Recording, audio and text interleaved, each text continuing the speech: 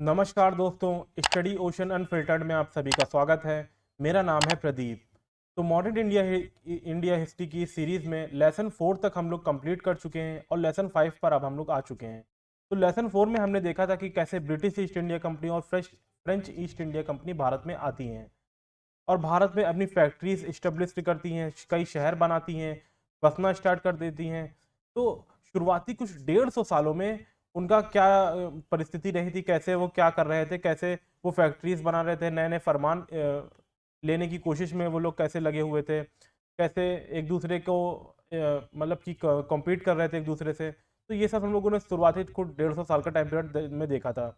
मतलब खुद को वो इस्टेब्लिश भी करने की कोशिश कर रही थी एक तरीके से, ठीक। और व्यापार के साथ में वो व्यापार भी कर रहे थे और आपस में खुद को इस्टेब्लिश भी करने की, एक दूसरे को कम्पीट भी करने की कोशिश कर रहे थे।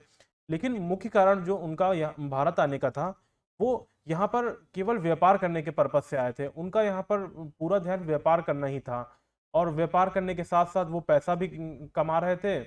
और साम्राज्य उनका ऐसा कुछ नहीं था कि कुछ साम्राज्य स्थापित करना है, कुछ टेरिटरी एक्वायर करनी है, कुछ परमानेंट यहाँ पे सेटलमेंट स्टेब्लिश भी करने हैं, ऐसा कुछ उनका मतलब कि उनका सोचना नहीं था, ऐसा कुछ उनका लक्ष्य नहीं था।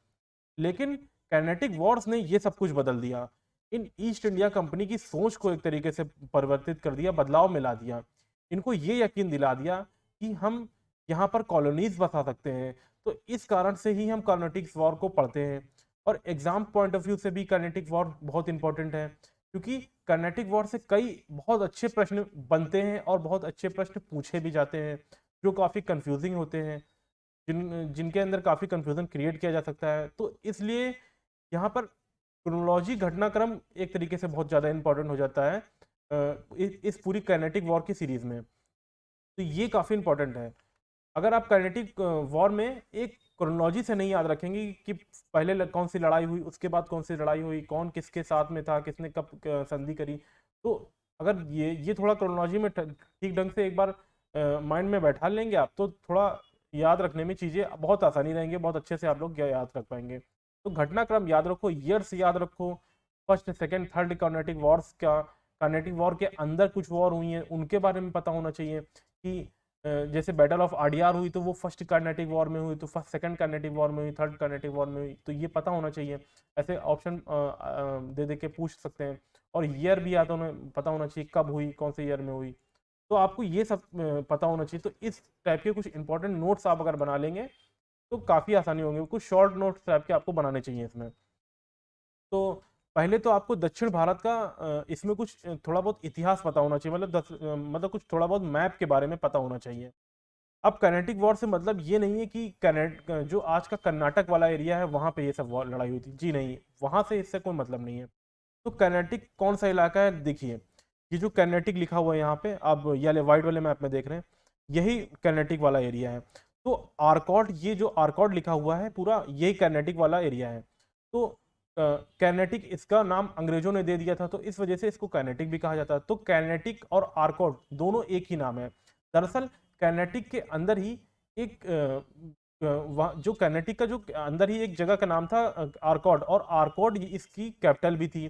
तो इसलिए इसको आर्कॉट भी कहते हैं और कैनेटिक भी कहते हैं, ठीक। तो तमिलनाडु वाला जो एरिया है, ये जो इसका अंग्रेजों ने नाम दिया था कैनेटिक, ठीक। और आज का जो कर्नाटक राज है रफली वही एरिया है इसमें। मैसूर वाला एरिया है यहाँ पर, इसके बगल में ही, कर्नाटक के बगल में, उसके आसपास वाला इलाका। लेकिन जो कर्नाटक में ज़्यादातर जो लड़ाइयाँ हुई थी वो ज़्यादातर इस कर्नाटक वाले इलाके में हुई थी, आर्कॉट वाले इलाके में हुई थी, वो इस एरिया में हुई थी, ठीक। तो कर्नाटक वाले इलाके जिसे अंग्रेजों ने नाम दिया था, वो आज का तमिलनाडु और आंध्र प्रदेश वाला कुछ इलाका है, कोस्टल एरिया है एक तरीके से, जो समुद्र के किनारे वाला एरिया है।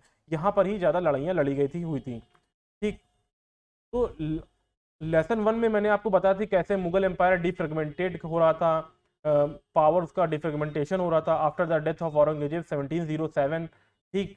फिर निज़ाम ने मैंने बताया था निज़ाम यहाँ पर आ गए थे। निज़ाम ने यहाँ पे हैदराबाद में अपना खुद का सेमी इंडिपेंडेंट रूल इस्टेब्लिश भी कर लिया था, खुद को सेमी इंडिपेंडेंट एक तरीके से घोषित कर लिया था, ठीक। तो आसफ जाह ने यहाँ पर निज़ाम आसफ जाह ने यहाँ पर रूल चल रहा था हैदराबाद वाले इलाके में, ये जो निज़ाम डोमिनेंट एरिया है, ठीक।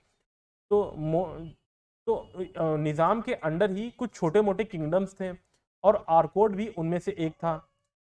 तो जो रिलेशन निज़ाम का मुगल एम्पायर के साथ था एक तरीके से, और उसी तरह का रिलेशन आर्कॉट और बाकी जो छोटे किंगडम्स थे यहाँ पे नीचे साउथ इंडिया में, उनका निज़ाम के साथ में था।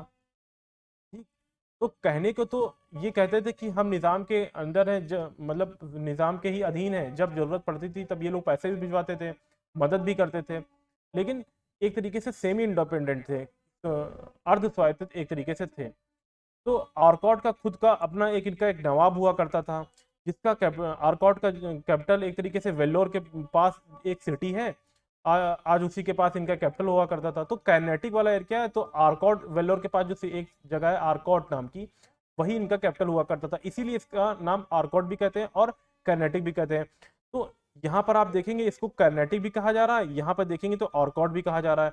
तो इस मैप में अगर आप ध्यान से देखेंगे तो निज़ाम का जो एरिया है वो यहाँ तक दिखाया गया है, क्योंकि कुछ इतिहासकार आर्कॉट को निज़ाम का ही पूरा एरिया मानते हैं, लेकिन आर्कॉट का अपना एक अलग नवाब हुआ करता था, वो खुद को एक तरीके से सेमी इंडिपेंडेंट माना हुआ था खुद को।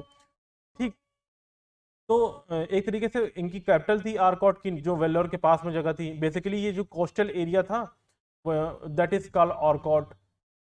और यहाँ पर एक और किंगडम था इसके बगल में, आप देखेंगे यहाँ पे, अगर आपको शायद दिखाई पड़ रहा हो, तंजौर नाम का। मैं थोड़ा जूम करता हूँ, यहाँ पे ये है, यहाँ पे आप देखेंगे तंजौर नाम का एक और किंगडम था छोटा सा। तो तंजौर यहाँ नाम की जगह है जहाँ पर बृहदेश्वर मंदिर हुआ करता है। तो यहाँ पर मराठा किंग्स थे, क्योंकि एक टाइम पर शिवाजी ने यहाँ पर अटैक किया था। मैंने पहले आपको बताया था, देखो शिवाजी के जो दूसरी वाइफ थी, शाहजी की जो दूसरी वाइफ थी शिवाजी के फादर की, तो उनकी ब्रांच यहाँ पर रूल कर रही थी, रूलर ऑफ तंजौर थे। ठीक। तो उनकी ब्रांच से यहाँ पे रूलर थे, तो वो यहाँ पर रूल कर रहे थे। एंड एक और एरिया यहाँ पर था नॉर्दर्न सरकार वाला, ये आप ऊपर देख सकते हैं नॉर्दर्न सरकार। तो ये आज का आंध्र प्रदेश और उड़ीसा वाला कुछ कोस्टल रीजन है, जो निज़ाम के ही अधीन था, एक तरीके से सेमी इंडिपेंडेंट कह सकते हो। तो और उधर किंगडम, इधर मैसूर का किंगडम था, यहाँ आप देख सकते हो। और यहाँ पे मैसूर किंगडम में वोडियार डायनेस्टी एक तरीके से रूल किया करती थी, लेकिन बाद में वहाँ पर हैदर अली और फिर उनका बेटा टीपू सुल्तान आ जाते हैं। और फिर इधर त्रावणकोर एक किंगडम था, और यहाँ पर कोचीन का एक किंगडम था। तो छोटे छोटे कई किंगडम यहाँ पर है दक्षिण। तो कुछ रफली ये साउथ का डिविजन्स थे कुछ इस तरीके से। कर्नेटिक वॉर शुरू होने से पहले कुछ इस प्रकार के यहाँ पर डिवीजन थे, कुछ इस प्रकार का यहाँ पर माहौल बना हुआ था। तो यहाँ पर मैं एक चीज़ और भी बता दूं कि अगर आपको मेरी वीडियो की स्पीड थोड़ा ज़्यादा लग रही हो, तो यूट्यूब में ही नीचे सेटिंग के ऑप्शन में एक स्पीड को कम या ज़्यादा करने का ऑप्शन दिया होता है। अगर आपको मेरी स्पीड ज़्यादा लग रही हो तो आप कम भी कर सकते हैं, अगर कम लग रही हो तो वहाँ पर से आप ज़्यादा भी कर सकते हैं, वहाँ से आप स्पीड को आराम से मैनेज कर सकते हैं। ठीक है। तो चलिए आगे कंटिन्यू करते हैं। तो 1740 में जब निज़ाम और आसफ जाह काफ़ी बुढ़े हो रहे थे, निज़ाम जो आसफ जाह जो हैदराबाद के थे, जब जिन्होंने एक तरीके से हैदराबाद की जो डायनेस्टी थी उसको बनाया था, वो जब बुढ़े हो रहे थे, तब उनके जो सल्तनत के जो उनके बेटे थे, उनके जो सैनिक थे और बाकी के जो लोग थे, जो नोबल्स थे, आर्मी जनरल्स थे, वो सब ये सोच रहे थे कि कैसे उनकी सल्तनत को एक तरीके से उनकी गद्दी पे कौन बैठेगा, अगला राजा कौन बनेगा, इसकी एक तरीके से लड़ाई टाइप की इंटरनल स्ट्रगल एक तरीके से क्रिएट हो रहा था वहाँ पे। और उस समय लगातार लड़ाइयाँ भी चल रही थी निज़ाम आसफ जाह की। 1728 में बैटल ऑफ पालखेड़ भी हुई थी, ये मैंने आपको लेसन 2 में शायद बताया था। ठीक। तो जब वो बुढ़े हो रहे थे निज़ाम आसफ जाह, तब ये सब हो रहा था कि उनको उनकी गद्दी पे कौन बैठेगा। तो इसी कॉन्फ्लिक्ट का फ़ायदा उठाना चाह रहे थे ब्रिटिश ईस्ट इंडिया कंपनी वाले। वो दरअसल ये सोच रहे थे कि कैसे इनके इंटरनल स्ट्रगल में घुसा जाए, कैसे इनके इंटरनल स्ट्रगल में एक तरीके से कुछ ना कुछ इनका फ़ायदा हो जाए। ये बस ये सोच रहे थे कि कैसे मेरा एक व्यापारिक रूप से फ़ायदा हो जाए, व्यापारिक रूप से अपना ये फ़ायदा कुछ ढूंढने की कोशिश कर रहे थे। तो एक बार आप मैप में थोड़ा सा और देख लेते हैं ताकि बाद में ना देखना पड़े। तो ये जो तंजौर का किंगडम है, बाकी फिर ये आर्कॉट का इलाका है। आर्कॉट मैंने आपको बताया कि ये इसको कैनेटिक भी कहते हैं। ठीक। तो यहाँ पे कैनेटिक में ही एक जगह है वहाँ वहीं जो आज का वेल्लोर शहर है उसके निकट ही, तो वहाँ पे आर्कॉट नाम की जगह है, उसी को यहाँ इसका कैपिटल बनाया गया था। तो आर्कॉट नवाब ऑफ ऑर्कॉड होता था यहाँ पे। ठीक, सबसे निकट इसके मैसूर एक किंगडम है बड़ा, और तंजौर जो मराठा के किंगडम था, जो शिवाजी के डिसेंडेंट थे वो यहाँ पर थे। और एक त्रावणकोर का किंगडम था यहाँ पर, कोचीन का किंगडम था। और ऊपर निज़ाम का डोमिनेंस वाला इलाका था, नॉर्दर्न सरकार भी निज़ाम के अंडर में एक तरीके से आता था। ठीक, तो ये कुछ डिविजन्स थे कैनेटिक वॉर्स के शुरू होने से पहले। इस तरीके का कुछ माहौल बना हुआ था कैनेटिक वॉर शुरू होने से पहले। ठीक, आगे बढ़ते फिर। तो हैदराबाद जब कमज़ोर पड़ने लगा, जब निज़ाम थोड़े बूढ़े होने लगे, जब ये काफ़ी लड़ाई वड़ाई करके थक चुके थे, तो जब ईस्ट इंडिया कंपनी वालों को दिखा कि गद्दी के लिए लड़ाई हो रही है, गद्दी पर बैठने के लिए लड़ाई हो रही है, तो ये ब्रिटिश ईस्ट इंडिया कंपनी वाले ने सोचा कि इस लड़ाई में घुसते हैं और इसमें कुछ ना कुछ अपना फ़ायदा उठाने की कोशिश करते हैं। कुछ ना कुछ प्रॉफिट, छोटा या बड़ा, कुछ भी प्रॉफिट इनका हो जाए तो उनसे इनका फ़ायदा हो जाए। तो ब्रिटिश ईस्ट इंडिया कंपनी वालों का लक्ष्य हैदराबाद को जीतना नहीं था।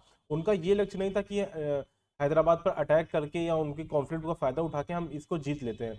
नहीं, ऐसा इनका बिल्कुल लक्ष्य नहीं था। इनका ये लक्ष्य था कि कैसे कुछ व्यापार में फ़ायदा उठाया जाए, कुछ छोटा या बड़ा इनको फरमान या टाइप का मिल जाए, या इनके कोई फेवर का राजा बन जाए, इनके कोई सपोर्ट का वहाँ पर राजा बन जाए, जिससे इनको काफ़ी आने वाले समय में काफ़ी इनको फ़ायदा आखिरी आखिरी तक पहुँचाता रहे जब तक वो राजा रहेगा।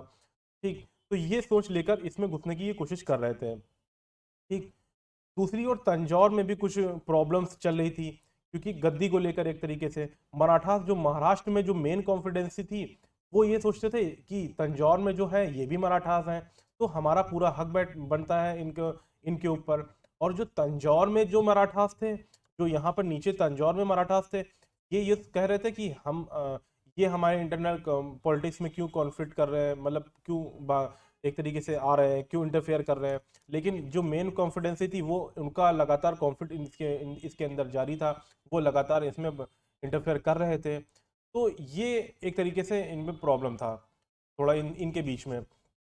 तो इन लड़ाइयों को समझने से पहले थोड़ा एक लड़ाई है उसके बारे में थोड़ा सा जान लेते हैं, जिसके बारे में आपको पता होना चाहिए। तो त्रिचिपोली जो तंजौर के पास में है, तंजौर के पास में है।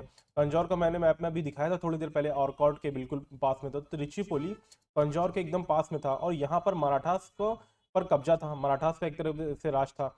जैसे तंजौर में भी मराठास का था, उसी तरह तिरुचिपोली में भी था। तो वहां पर निजाम ने एक बार अटैक किया था 1743 में, सीज लगा दी थी, सीज ऑफ तिरुचिपोली के नाम से जाना जाता है। तो 6 महीने लंबी सीज वहां पे लगाई थी निजाम ने की आर्मी ने। तो 6 महीने की जब सीज लग जाएगी तो अंदर जो खाना पानी होगा सब वो जब खत्म हो जाएगा, तो जाहिर सी बात है जो अंदर की आर्मी होगी, जो अंदर के लोग होंगे, वो एक तरीके से सरेंडर करने पे मजबूर हो जाएंगे। तो वहां पर एक तरीके से निज़ाम ने सीज लगा दी, और 6 महीने की लंबी सीज थी, उसके बाद इसको जीत लिया गया निज़ाम की आर्मी के द्वारा। तो इससे मराठास का जो दक्षिण भारत में, साउथ इंडिया में थोड़ा सा कमजोर हो गए वहां पर साउथ इंडिया में। और उसके बाद निज़ाम ने पूरे कर्नाटक पर एक छत्र राज हो गया। और फिर निज़ाम ने ब्रिटिश ईस्ट इंडिया कंपनी और फ्रेंच ईस्ट इंडिया कंपनी वालों को भी थोड़ा कंट्रोल में किया। वो जो थोड़ा हवा में उड़ रहे थे उनको थोड़ा एक तरीके से कंट्रोल में किया। ठीक, तो कैनेटिक वॉर शुरू होने से पहले मैं आपको थोड़ा सा ये बता दूं कि कैनेटिक वॉर में कई इंपॉर्टेंट क्वेश्चन बनते हैं और कई इंपॉर्टेंट क्वेश्चन पूछे भी जाते हैं। इसमें कई क्वेश्चंस बन सकते हैं, तो आपको इसमें याद क्या रखना है। आपको फर्स्ट कैनेटिक वॉर हुई उसके बारे में पता होना चाहिए, second Carnatic war, third Carnatic war, जो first Carnatic war, second Carnatic war, third Carnatic war हुई, उस कैनेटिक वॉर के अंदर जो वॉर हुई उनके बारे में आपको पता होना चाहिए। उनके ईयर्स के बारे में आपको पता होना चाहिए, कब कौन सी ईयर हुए। जैसे बैटल ऑफ वाडियार या कोई भी लड़ाई होती है, तो वो फर्स्ट कैनेटिक वॉर में हुई या सेकंड कैनेटिक वॉर में हुई या थर्ड कैनेटिक वॉर में हुई, इसके बारे में भी आपको पता होना चाहिए। ठीक, तो एक घटनाक्रम, एक क्रोनोलॉजी के रूप में आपको पूरा ये first second third Carnatic war पता होना चाहिए, तभी ये आपको ये बहुत अच्छे से याद रह पाएगा। क्योंकि आप, और याद करना बहुत ही आसान है, एक एक बार आप पूरा चैप्टर देख लेंगे मेरा, तो आपको काफ़ी अच्छे से याद भी हो जाएगा।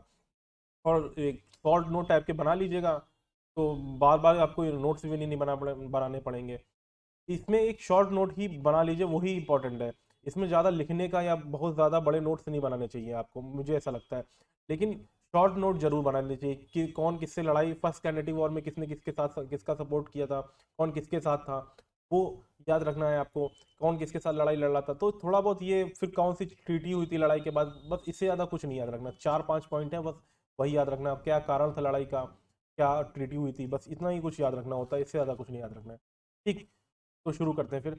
तो अब इंग्लैंड और फ्रांस की लड़ाई की शुरुआत भारत में शुरू होने से पहले इनकी यूरोप में ज़्यादा थी, इनकी लड़ाई यूरोप में ज़्यादा थी, वहीं से ये लड़ाई होते होते इंडिया में थी।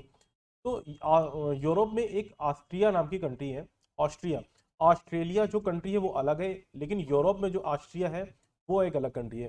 तो ठीक है, तो ऑस्ट्रिया नाम का एक कंट्री थी, तो वहाँ ऑस्ट्रिया नाम की एक जगह थी, तो वहाँ पर हैब्सबर्ग नाम की एक डायनेस्टी रूल किया करती थी। तो हैब्सबर्ग घराना ऑस्ट्रेलिया में रूल किया करता था। तो हैब्सबर्ग घराना की सॉरी, जो हैब्सबर्ग डायनेस्टी थी वो एक तरीके से रूल किया करती थी ऑस्ट्रेलिया की राजगद्दी पर। तो वहां पर कौन अगला राजा बनेगा, कौन नेक्स्ट गद्दी पर बैठेगा, एक तरीके से वो उसके लिए एक तरीके से लड़ाई चल रही थी, संघर्ष चल रहा था, एक इंटरनल कॉन्फ्लिक्ट चल रही थी। लेकिन जो ये हैब्सबर्ग डायनेस्टी है, इनकी कई ज़्यादा रिश्तेदारी थी, कई जगह जगह रिश्तेदारियां थी, कई देशों में रिश्तेदारियां थी, किसी का रिश्तेदार फ्रांस में है, किसी का ससुर इंग्लैंड में है, किसी का साला फ्रांस में है, कोई रिश्तेदार स्पेन में है, कोई पुर्तगाल में है। तो एक तरीके से इनकी पूरे यूरोप में रिश्तेदारी थी। तो इनकी एक इंटरनल कॉन्फ्लिक्ट के चक्कर में पूरा यूरोप इस लड़ाई में एक तरीके से शामिल हो गया था, इनकी इंटरनल कॉन्फ्लिक्ट में पूरा यूरोप एक तरीके से घुस गया था। तो तो सबने अपने अपने पक्ष का रिश्ते, अपने अपने पक्ष में, मतलब कि अपने अपने रिश्तेदार, जो जिनके जो रिश्तेदार थे उसके पक्ष ले लिया, और लगभग लगभग पूरा Europe Australia war of succession में एक तरीके से इंक्लूड हो गया, एक तरीके से कूद पड़ा। तो एक तरफ थे ब्रिटेन और हैब्सबर्ग ऑफ ऑस्ट्रेलिया, और दूसरी तरफ थे France, German state, Persia, Bavaria, Spain. तो लगभग सभी बड़े यूरोप के किंगडम इसमें शामिल हो चुके थे, इस लड़ाई में कूद चुके थे। तो यही मेन कारण था ब्रिटेन और फ्रांस का, दुनिया में हर जगह ये लोग एक दूसरे के सामने हो गए थे। तो मेन जो इसमें था ब्रिटेन और फ्रांस ही थे, तो मतलब लीड कर रहे थे एक तरीके से लड़ाई को। तो इस वजह से मतलब डोमिनेंट ये लोग कर रहे थे। तो इस तरीके से ये पूरे यूरोप में एक तरीके से लड़ाई थी, और इसके कारण ये पूरे वर्ल्ड में जहाँ जहाँ भी इनकी ट्रेडिंग पोस्ट थी, जहाँ जहाँ भी इनकी फैक्ट्रीज थी पूरे वर्ल्ड में, तो हर जगह ये अपना अपनी अपनी लड़ाई को शुरू कर देते हैं जहाँ जहाँ भी इनकी लड़ाई होती। तो मेन कारण इसका यूरोप में था कि दोनों अपना दबदबा एक तरीके से यूरोप में चाहते थे, अपना दबदबा एक तरीके से यूरोप में चाहते थे, वर्चस्व अपना यूरोप में दिखाना चाहते थे कि यूरोप में हमारा दबदबा है। तो लेकिन इस कारण हुआ ये कि जहाँ जहाँ इनकी फैक्ट्रीज थी, ट्रेडिंग पोस्ट थी दुनिया भर में, वहाँ वहाँ इनकी लड़ाइयाँ एक तरीके से चालू हो जाती हैं, शुरू हो जाती हैं। तो मेन कारण यहाँ पर था हैब्सबर्ग डायनेस्टी जो रूल कर रही थी राजगद्दी, उसके लिए लड़ाई हुई थी, और रिश्तेदार जो इनके फैले हुए थे, इस कारण ये दोनों देश एक दूसरे के सामने आ गए थे। अपना दबदबा ये सोचते थे कि हमारे पक्ष का राजा बने, वो सोचते थे कि हमारे पक्ष का राजा बने। तो इस वजह से ये अपना दबदबा दिखाने के चक्कर में एक दूसरे के सामने आ गए थे, और जिस कारण पूरे वर्ल्ड में एक तरीके से लड़ाई इनके शुरू हो गई थी। तो जहाँ जहाँ भी इनकी ट्रेडिंग पोस्ट थी, जैसे कनाडा में, इंडिया में, और फ्रांस में, या अन्य कई जगह पे इनके जहाँ जहाँ भी फैक्ट्री थी, कॉलोनीज थी, एक तरीके से वहाँ वहाँ इनकी लड़ाई शुरू हो गई थी। ठीक, तो अब हुआ क्या कि इंडिया में जो ब्रिटिश ईस्ट इंडिया कंपनी और फ्रेंच ईस्ट इंडिया कंपनी वाले दोनों इस टाइम पर मौजूद थे, और दोनों एक चीज़ को ऑब्जर्व कर रहे थे। वो ये देख रहे थे कि कैसे, किस तरह से पॉलिटिकल प्रॉब्लम चल रही है हैदराबाद में, कि हैदराबाद में निज़ाम बुढ़े हो रहे हैं, उनकी राजगद्दी के लिए कोई बैठने के लिए किसी न किसी को चाहिए था, उस वजह से उनकी भी लड़ाई चल रही थी हैदराबाद में। उसके बाद कर्नाटिक जो ऑर्कॉड में एक भी कॉन्फ्लिक्ट चल रहा है, मतलब राजगद्दी पे कौन बैठेगा, उसके लिए भी एक तरीके से वहाँ पर भी कॉन्फ्लिक्ट चल रही है, इंटरनल पॉलिटिक्स चल रही है कि उसमें नेक्स्ट राजा कौन बनेगा। दूसरा तंजौर में भी प्रॉब्लम चल रही थी, और मेन जो मराठा कॉन्फिडेंसी थी उसके बीच में भी प्रॉब्लम चल रही थी। तो इन्होंने सोचा क्यों ना इंटरनल पॉलिटिक्स में का फ़ायदा उठाया जाए, और कुछ ना कुछ फ़ायदा वसूला जाए। लेकिन इन लोगों को यह पता था, ब्रिटिश ईस्ट इंडिया कंपनी और फ्रेंच ईस्ट इंडिया कंपनी वालों को, कि हमारे पास इतने सैनिक नहीं है, या इतने बल नहीं है, इतनी फोर्स नहीं है कि हम खुद अकेले अटैक करके किसी एक किंगडम को जीत लें। इतना इनके पास ताकत नहीं था, अकेले किसी किंगडम को नहीं जीत सकते थे। लेकिन इनको यह भी पता था कि अगर हमको किसी का सपोर्ट मिल जाए, किसी किंगडम का, तो हम शायद दूसरे किंगडम को हरा के जीत सकते हैं आसानी से। तो इन्हें यह बात आसानी से पता थी, मतलब यह बात ये ऑब्जर्व कर रहे थे और देख रहे थे, इनको यह बात समझ में आ रही थी। ठीक, तो इनको यह पता था किसी ना किसी किंगडम को इनको सहायता की जरूरत है, कि इनको सपोर्ट चाहिए। तो उस टाइम काइनेटिक रीजन एक तरीके से लड़ाई के लिए पीक पर था, एक तरीके से पका हुआ आम ही था जो बस गिरने के लिए तैयार था, कभी भी वो गिर सकता था। सबको पता था कि वहां पे लड़ाई होनी है, इंटरनल कॉन्फ्लिक्ट होनी है, इंटरनल स्ट्रगल, इंटरनल पॉलिटिक्स के चक्कर में लड़ाई होनी है। क्योंकि राजगद्दी पर कौन बैठेगा उसके लिए लड़ाई होनी ही थी, क्योंकि निज़ाम जो थे वहां पे बुढ़े हो रहे थे, और निज़ाम के अंडर ही सेमी इंडिपेंडेंट थे कर्नाटक वाला रीजन। तो वहाँ पर भी नया राजा बनने की ज़रूरत थी, तो वहाँ पर भी नया राजा कोई बनने वाला था। तो वहाँ पर भी दोनों जगह एक तरीके से कॉन्फ्लिक्ट होने वाली थी। दूसरी तरफ तंजौर और वहाँ पर भी मेन मराठा कॉन्फ्रेंसिव में भी लड़ाई होने की पूरे आसार थे। तो इसी सब माहौल के चक्कर में, इसी सब जो माहौल बना हुआ था, यहीं पर स्टार्ट होती है फर्स्ट कर्नेटिक वॉर। ठीक। तो फर्स्ट कर्नेटिक वॉर का आप डेट याद रखेंगे, कब कैसे स्टार्ट होती है फर्स्ट कर्नेटिक वॉर। ठीक। तो फर्स्ट कर्नेटिक वॉर होती है 1746 से 1748 में। तो शुरुआत कैसे हुई थी ये याद रखना है, ऑस्ट्रिया वॉर ऑफ सक्सेशन, और ऑस्ट्रिया में वॉर ऑफ सक्सेशन था, उसके कारण यहाँ पर लड़ाई स्टार्ट हुई थी। ठीक। तो भारत में इसकी शुरुआत कैसे हुई थी, तो इसकी शुरुआत करी थी इंग्लिश नेवी ने। इंग्लिश नेवी ने क्या किया कि फ्रेंच जो व्यापारी जहाज थे उनको कैप्चर कर लिया, उसके ऊपर अटैक किया। पहले उसको कैप्चर कर लिया था, फ्रेंच जो व्यापारी जहाज थे उसको लूटा उटा होगा थोड़ा बहुत, और फिर धीरे धीरे इन्होंने क्या किया, एक बार फ्रेंच के ऊपर, जो फ्रेंच के ट्रेडिंग पोस्ट थे उसके ऊपर अटैक करना शुरू कर दिया। इनके जहाज पर पहले अटैक किया, फिर उसके बाद इनके जो ट्रेडिंग पोस्ट थे उसके ऊपर अटैक करना स्टार्ट कर दिया होगा। तो इस वजह से मतलब स्टार्ट कर दिया होगा, या क्या हो, कर ही दिया था तभी तो लड़ाई हुई है। तो स्टार्ट कर दिया, उसके बाद फिर धीरे धीरे जब इन्होंने लड़ाई स्टार्ट कर दी तो फिर फ्रेंच वालों ने भी लड़ाई स्टार्ट कर दी। तो फिर इस तरीके से लड़ाई धीरे धीरे स्टार्ट हो गई थी। लेकिन फ्रेंच जो पावर थी, फ्रेंच जो ईस्ट इंडिया कंपनी थी, वो इतनी ताकतवर नहीं थी कि वो ईस्ट इंडिया कंपनी वालों से लड़ सके, उसको उनको हरा सके किसी भी लड़ाई में। लेकिन फ्रेंच का जो गवर्नर था उस समय, डुप्ले, वो थोड़ा दिमाग वाला था, उसको थोड़ा सा अकल थी, तो दिमाग से थोड़ा तेज था, वो बहुत होशियार था वो। तो डुप्ले ने तुरंत चिट्ठी भेजी मॉरिशस में, जो गवर्नर था लाबार्डोनियो। तो डुप्ले ने लाबार्डोनियो को बोला कि तुम अपने जहाज लेकर अपनी आर्मी लेकर पौंडीचेरी के ऊपर आ जाओ।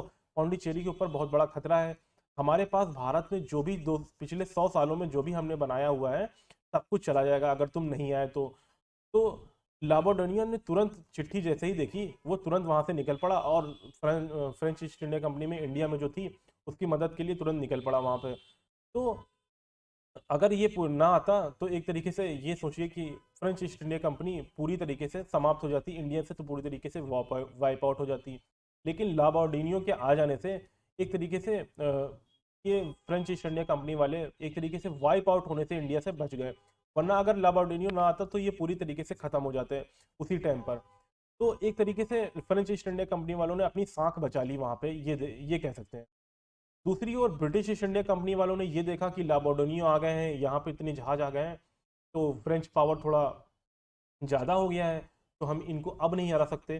तो दूसरी ओर ब्रिटिश ईस्ट इंडिया कंपनी वालों ने क्या किया, नवाब ऑफ कर्नाटक से मदद मांगी। नवाब ऑफ कर्नाटक या नवाब ऑफ आर्कॉट भी कह सकते हो, तो उनसे मदद मांगी। उस समय नवाब ऑफ कर्नाटक या आर्कॉट थे अनवरुद्दीन, उस टाइम पर वो नवाब ऑफ कर्नाटक थे।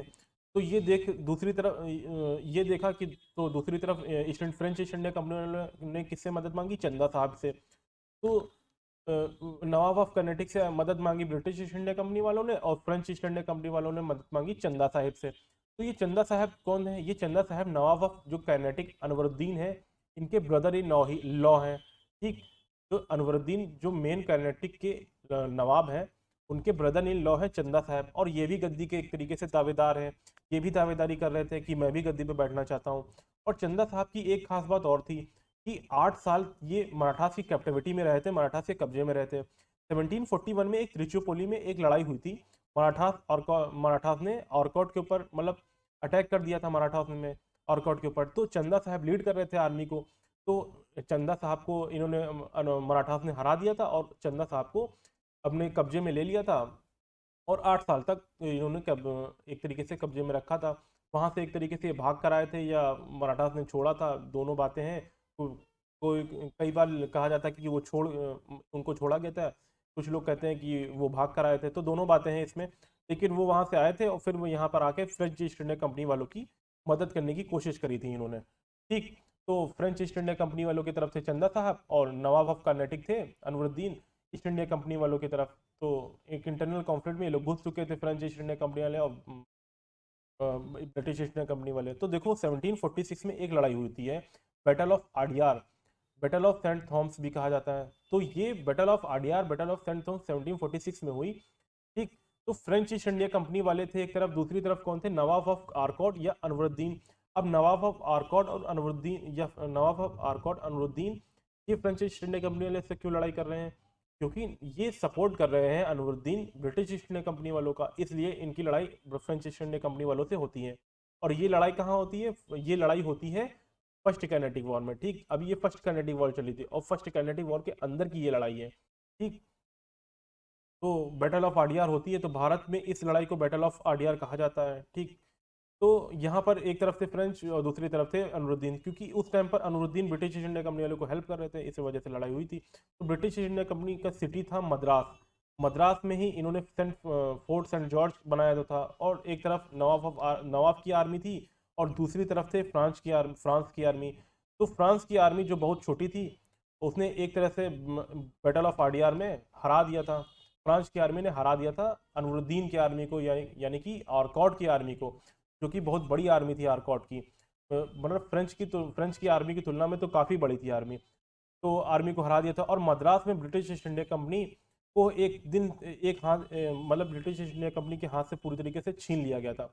पूरी तरीके से मद्रास की जो इनकी ब्रिटिश ईस्ट इंडिया कंपनी वालों में अपना जो फैक्ट्री वैक्ट्री बना रखी थी, फोर्ट सेंट जॉर्ज बना रखा था, वो सब इनसे हाथ से चला गया और ये फ्रेंच के पास चला गया। और मद्रास में ब्रिटिश इंडिया कंपनी के जो सब ऑफिसर थे, वो भागकर छिपने लगे एक दूसरी जगह पर सिटीज़ में। फाइनली ये लड़ाई जाकर ख़त्म होती है 1748 में। तो एक तरीके से एक ही लड़ाई हुई बैटल ऑफ आडियार की, और पूरी तरीके से फ्रेंच डोमिनेंट रहे। फ्रेंच मतलब एक तरीके से भारी पड़े, क्योंकि इन्होंने हरा दिया अनवरुद्दीन की आर्मी को, इतनी बड़ी आर्मी को।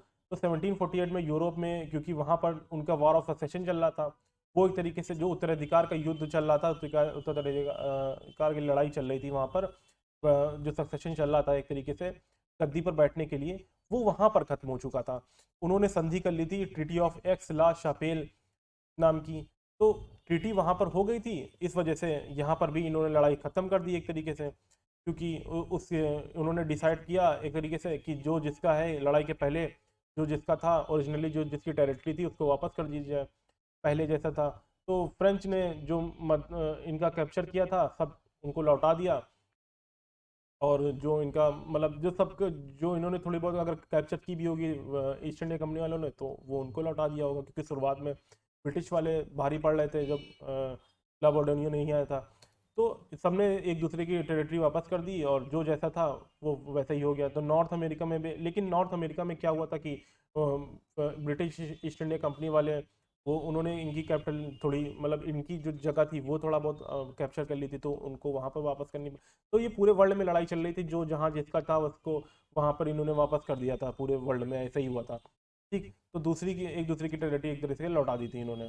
ठीक, लेकिन इस लड़ाई में एक बात ये प्रूव हो गई थी कि मॉडर्न जो यूरोपियन आर्मी है, वो भारतीय सेना के ऊपर भारी पड़ेगी, क्योंकि बैटल ऑफ आडियार वो फ्रेंच आर्मी बहुत छोटी थी, लेकिन उनके पास मॉडर्न आर्मी थी, मॉडर्न हथियार थे, एक तरीके से वेपन थे उस टाइम के हिसाब से, उस टाइम के हिसाब से मतलब मॉडर्न थे। तो मॉडर्न यूरोपियन आर्मी भारत की पुरानी आर्मी के सामने बहुत एडवांस थी, ये बात प्रूव हो गई थी। और नेवी की बहुत क्या महत्वता थी, ये नेवी का क्या योगदान था, ये भी पता हो चुकी थी कि कितनी जल्दी ला बॉर्डेनियो वहाँ से यहाँ पर आ गया था कट से, और पूरे मतलब फ्रेंच को क्या पूरी तरीके से वाइप आउट होने से उसने बचा लिया। तो ये भी भारत के नवाबों और राजाओं ने बात देखी और इसको समझा, और फ्रेंच और ईस्ट इंडिया कंपनी वाले तो इसको काफ़ी अच्छे से ऑब्जर्व कर रहे थे।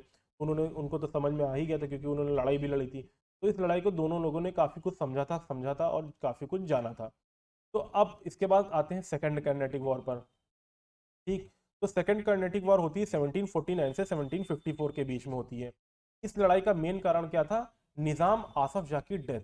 तो 1748 में बूढ़े आसफ जाह, जिनकी लगभग 80 साल की उम्र थी, इनकी डेथ होने के बाद इनके बेटे, इनके पोते, इनके नोबल्स जो थे, आर्मी जनरल थे, मंत्री थे, सबके बीच में ये चल रहा था कि अगला कौन नवाब बनेगा, अगला कौन गद्दी पे बैठेगा। तो एक तरीके से निज़ाम बनने की पावर जो थी किसको दी जाएगी। तो एक तरीके से एक इंटरनल स्ट्रगल इनके सबके बीच में चालू हो चुका था। और जैसे ही इंटरनल स्ट्रगल इनके बीच में शुरू होता है, वैसे ही ब्रिटिश ईस्ट इंडिया कंपनी और फ्रेंच ईस्ट इंडिया कंपनी वाले कूद पड़ते हैं, आ जाते हैं कि चलो देखें हम इसमें क्या सब किसको सपोर्ट कर सकते हैं, क्या फ़ायदा उठा सकते हैं। क्योंकि इनको ये पता था कि अगर हमारे सपोर्ट का कोई भी नवाब बन जाता है यहाँ पर, तो इनको काफ़ी फ़ायदा होगा, काफ़ी व्यापार में बहुत ज़्यादा प्रॉफिट हो सकता है इनको थोड़ी बहुत टेरिटरी भी वहाँ पे मिल जाए। तो गद्दी की दावेदारी दो लोग कर रहे थे निज़ाम आसफ जाह के लिए। एक तो आसफ जाह का बेटा कर रहा था, नसीर जंग, और दूसरा नसीर जंग की बहन का बेटा मुजफ्फर जंग। ठीक, तो ये दोनों लोग मेन दावेदार थे निज़ाम ऑफ हैदराबाद की गद्दी के लिए। एक था नसीर जंग जो आसफ जाह का बेटा था, और दूसरा मुजफ्फर जंग। जो मुजफ्फर जंग कौन था? मुजफ्फर जंग जो बहन का बेटा था, नसीर जंग की बहन का बेटा था मुजफ्फर जंग। ठीक, तो मुजफ्फर जंग तो ये कहता था कि मुझे तो मुगल्स दरबार ने कहा है कि तुम निज़ाम बनोगे, तो तुम मुझे नहीं बनने दो निज़ाम, तुम क्यों बन रहे हो? तो नसीर जंग कहता था कि आसफ जाह का बेटा तो मैं हूँ, तो मैं निज़ाम बनूंगा, तुम क्यों बनोगे? तो ये दोनों बात एक दूसरे को ये लोग बोल रहे थे। इस बात को लेकर एक इस तरह से एक दूसरे के बीच में इन दोनों का पावर स्ट्रगल शुरू हो गया था निज़ाम ऑफ हैदराबाद की गद्दी को लेकर। दूसरी ओर कर्नाटक में क्या चल रहा था? तो कर्नाटक में क्या था, नवाब ऑफ आर्कॉट को लेकर भी एक पावर स्ट्रगल चल रहा था। वो कैसे कि चंदा साहब, जिन्होंने मराठास ने 1741 में त्रिचुपोली की लड़ाई में इनको कैप्टिविटी में रखा था 7-8 साल तक। उसके बाद वो वहां से निकल कर आए थे, एक तरीके से भाग कर आए थे या निकल कर आए थे, जैसे भी था। तो वहां से आए थे, तो चंदा साहब कहते थे कि मैं खुद भाग के आया हूँ, और वहाँ मराठास कहते हैं हमने इनको छोड़ा है। तो एक तरीके से ये चल रहा था। तो ये ब्रदर इन लॉ थे किसके? नवाब अनवरुद्दीन के। तो नवाब अनवरुद्दीन की ये ब्रदर इन लॉ थे चंदा साहब। तो नवाब अनवरुद्दीन की सत्ता को चैलेंज कर देते हैं ये। मतलब जब वो आते हैं वहाँ से, फिर फ्रेंच का सपोर्ट करते हैं, उसके बाद ये चैलेंज करते हैं। तो चंदा साहब अनवरुद्दीन को, जो कि कर्नाटक के नवाब थे, उनको चैलेंज करते हैं गद्दी के लिए। तो फ्रेंच क्या करते हैं कि देखते हैं कि दोनों जगह सत्ता के लिए, गद्दी के लिए एक तरीके से लड़ाई चल रही है, कि दोनों जगहों पर अपनी अपनी टांग घुसा दो, एक तरीके से दोनों में किसी ना किसी को सपोर्ट कर दो, कुछ ना कुछ तो फायदा मिलेगा ही, किस कोई ना कोई तो राजा कहीं ना कहीं बन जाएगा, यहाँ बन नहीं मेरे बनेगा मेरे सपोर्ट का, तो वहां बन जाएगा। तो फ्रेंच क्या करते हैं? तो फ्रेंच कैरनेटिक यानी कि आर्कॉट में सपोर्ट करते हैं चंदा साहब को, जो मराठास के पास से भाग कर आया था। ठीक, और दूसरी तरफ निज़ाम ऑफ हैदराबाद की गद्दी के लिए सपोर्ट करते हैं मुजफ्फर जंग को। मुजफ्फर जंग जो कि नसीर जंग की बहन का बेटा था। तो नसीर जंग निज़ाम ऑफ हैदराबाद आसफ जाह का बेटा था। जो नसीर जंग कौन था? ये आसफ जाह का बेटा था। और इसको सपोर्ट कर रहे थे ब्रिटिश ईस्ट इंडिया कंपनी वाले। और ब्रिटिश ईस्ट इंडिया कंपनी वाले किसको सपोर्ट कर रहे थे? अनवरुद्दीन को, जो उसकी सिटिंग नवाब था। तो ब्रिटिश ईस्ट इंडिया कंपनी वालों की तरफ से ब्रिटिश ईस्ट इंडिया कंपनी वालों की तरफ से लीड कर रहा था रॉबर्ट क्लाइव, और फ्रेंच ईस्ट इंडिया कंपनी वालों की तरफ से लीड कर रहा था डुप्ले। ठीक, तो ब्रिटिश ईस्ट इंडिया कंपनी जो किसको सपोर्ट कर रहे थे? आर्कॉट में जो सिटिंग नवाब था अनवरुद्दीन को सपोर्ट कर रहे थे। और नवाब ऑफ हैदराबाद की गद्दी के लिए सपोर्ट कर रहे थे नसीर जंग को, जो आसफ जाह का बेटा था। और फ्रेंच ईस्ट इंडिया कंपनी वाले सपोर्ट कर रहे थे मुजफ्फर जंग को हैदराबाद में, जो कि नसीर जंग की बहन का बेटा था। और चंदा साहब को, जो मराठास के पास से भाग के लाया था एक तरीके से, जो ब्रदर इन लॉ था अनवरुद्दीन का। ठीक, तो ये दोनों इस तरीके से सपोर्ट कर रहे थे, कुछ ना कुछ फ़ायदा करने के लिए, एक तरीके से ज़बरदस्ती का सपोर्ट देने के लिए ये लोग पहुंच गए थे दोनों जगह। ठीक, तो फ्रेंच को डुप्ले लीड कर रहा था, और इंग्लिश ईस्ट इंडिया कंपनी को लीड कर रहा था रॉबर्ट क्लाइव। ये वही रॉबर्ट क्लाइव है जिसका आगे चलकर बैटल ऑफ प्लासी में आप देखोगे बहुत बड़ा योगदान, बहुत ही फेमस ही इस तरीके से रॉबर्ट क्लाइव हुआ था कैनेटिक वॉर में। कैनेटिक वॉर के चक्कर में ही ये फेमस हो गया। ठीक, तो ये चार्ट बहुत इंपॉर्टेंट है, इसके बारे में बहुत क्वेश्चन इससे बन सकते हैं। ये एक तरीके से आपको पता ही होना चाहिए। ये बहुत ही इंपॉर्टेंट पार्ट है कैनेटिक वॉर का। सबसे ज़्यादा कंफ्यूजन यहीं पर से क्रिएट किया जा सकता है। तो आपको मेनली यही याद रखना है कि कौन किसे सपोर्ट कर रहा है, क्योंकि अगर आप तीनों कैनेटिक वॉर में पढ़ोगे तो शायद कुछ ना कुछ भूल जरूर जाओगे। बहुत इंपॉर्टेंट पार्ट है ये कैनेटिक वॉर का, ठीक, कि कौन किसको सपोर्ट कर रहा है एक तरीके से। ठीक, तो सेकंड कर्नेटिक वॉर में इंपॉर्टेंट लड़ाई हुई थी 1749 में, बैटल ऑफ अंबूर या नियर वेल्लोर। ठीक, वेल्लोर के पास में ही जगह है अंबूर। तो वहाँ पे, तो यहाँ पे अनवरुद्दीन जो है नवाब ऑफ आर्कॉट अनवरुद्दीन, नवाब ऑफ जो आर्कॉट है अनवरुद्दीन, और कर्नाटक वाले एरिया के, उन्हें इस लड़ाई में मार दिया जाता है। उन्हें इस लड़ाई में मार दिया जाता है, किसको? नवाब ऑफ अनवरुद्दीन को। किसके द्वारा मार दिया जाता है? कंबाइंड आर्मी होती है फ्रेंच की, चंदा साहब की और मुजफ्फर जंगी की। तो इन तीनों के द्वारा मिलकर नवाब ऑफ आर्कॉट अनवरुद्दीन को मार दिया जाता है, और नसीर जंग को, आसफ जाह का जो बेटा है नसीर जंग, उसको, जो गद्दी का दावेदार है, मतलब एक तरीके से आसफ जाह का बेटा जो गद्दी का दावेदार था, उसको अपना ही एक नोबेल मार देता है। तो इस तरह से हुआ क्या, जिनको फ्रेंच सपोर्ट कर रहे थे हैदराबाद में और आर्कॉट में, वो दोनों जीत जाते हैं। तो ब्रिटिश ईस्ट इंडिया कंपनी जिनको सपोर्ट कर रही थी वो दोनों मर चुके हैं। अब ठीक, तो अब देखिए यहाँ पे अनवरुद्दीन मर जाते हैं बैटल ऑफ अंबुर में 1749 में, और नसीर जंग, जो कि एक तरीके से ब्रिटिश ईस्ट इंडिया कंपनी लोग सपोर्ट करे, जो मुजफ्फर आसफ जाह का बेटा था, वो भी उनको एक नोबल मार देता है उनका ही। तो जिनको रॉबर्ट क्लाइव यानी कि British east India company support कर रहे थे, तो वो दोनों मर चुके हैं।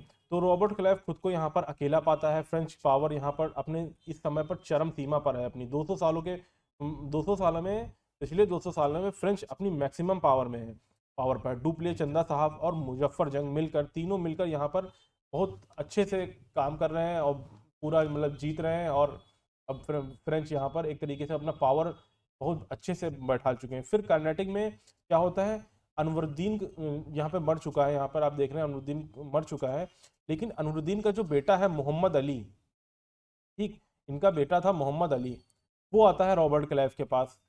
वो बोलता है कि हमारे पिताजी तो मर मर गए, कोई बात नहीं, लेकिन अब हमको हमारी मदद कर दो, हमें ही गद्दी पे बैठा दो। तो ये आर्कॉट की गद्दी पे बैठा दो, एक तरीके से आर्कॉट की, मतलब आर्कॉट पे ही थे अनवरुद्दीन, नवाब ऑफ आर्कॉट ही थे। तो ये कहता है कि हमें ही नवाब ऑफ आर्कॉट बना दो। तो ईस्ट इंडिया कंपनी कहती है ठीक है, तुम्हारी हम मदद कर देंगे, लेकिन ब्रिटिश ईस्ट इंडिया कंपनी को अभी अभी तक भारी नुकसान हो चुका था, बहुत हार चुके थे ये लोग, तो इनको काफ़ी नुकसान हो चुका था पूरी टेरिटरी में। तो 1749 में क्या होता है, पौंडीचेरी के आसपास के एरिया जो हार चुकी हैं, और उड़ीसा के पास भी इनकी कई फैक्ट्रीज हैं जो नष्ट हो चुकी हैं एक तरीके से। तो मसूलीपट्टनम इनके हाथ से चला गया है। तो देखो फर्स्ट कैनेटिक वॉर में होता क्या है, एक तरीके से ड्रॉ रहा था, मतलब जीता कोई नहीं था, मतलब कोई कोई भी किसी के ऊपर भारी नहीं पड़ा था, एक तरीके से देखा आपने, आखिरी में सब कुछ जो जिसका था वापस कर दिया। लेकिन सेकंड कैनेटिक वॉर में अब आप देख रहे हो कि जो फ्रेंच हैं वो बहुत ज़्यादा भारी पड़ रहे हैं यहाँ पर ईस्ट इंडिया कंपनी वालों के ऊपर, ठीक। लेकिन फिर रॉबर्ट क्लाइव बहुत ही सरप्राइज एक अटैक करता है, किसके ऊपर? बहुत ही सरप्राइज अटैक करता है British east India company, English east India company की किस्मत बदल देता है एक तरीके से। वो अटैक करता है, रॉबर्ट क्लाइव जाता है 1751 पे, ऑरकॉट पर अटैक कर देता है एकदम से, सीधा नवाब की कैपिटल पर अटैक कर देता है, जो कर्नाटक की कैपिटल है आर्कॉट, उसके ऊपर सीधे अटैक कर देता है रॉबर्ट क्लाइव। बहुत ही एकदम से मतलब अटैक करता है, मतलब कोई सोच नहीं सकता था, क्योंकि इतनी बुरी तरीके से ये लोग हारे थे, और दोनों जगह इनके सपोर्ट के जो लोग थे वो भी हार चुके थे। अब फिर अनवरुद्दीन इनके पास आता है, तो उसके बाद रॉबर्ट क्लाइव जाता है और एकदम सरप्राइज अटैक कर देता है। तो 210 लोगों को लेकर वो जाता है और इनके साथ जाकर जीत लेता है एक तरीके से आर्कॉट को। और 53 दिन तक वो जाकर रॉबर्ट क्लाइव वहाँ आर्कॉट में बैठा रहता है, मतलब बहुत बड़ी बात हो गई यहाँ पर। 43 लोगों को ले जाकर पूरी तरीके से आर्कॉट पे कैप्चर कर लेना, उसमें बैठे रहना 53 डेज तक, और सामने चंदा साहब की 4000 की आर्मी, और वो दिन रात वो गोलियां चलाती रहती है रॉबर्ट क्लाइव की आर्मी के ऊपर, जहाँ पे वो घुस के बैठे हुए थे मतलब इनकी जो किला विला होगा वहाँ पे। तो 53 डेज तक वहाँ पर बैठा रहता है, और ये बहुत ही प्रसिद्ध और ऐतिहासिक जीत थी, विक्ट्री थी रॉबर्ट क्लाइव की, और यहीं से बहुत ज़्यादा फेमस हो जाता है रॉबर्ट क्लाइव।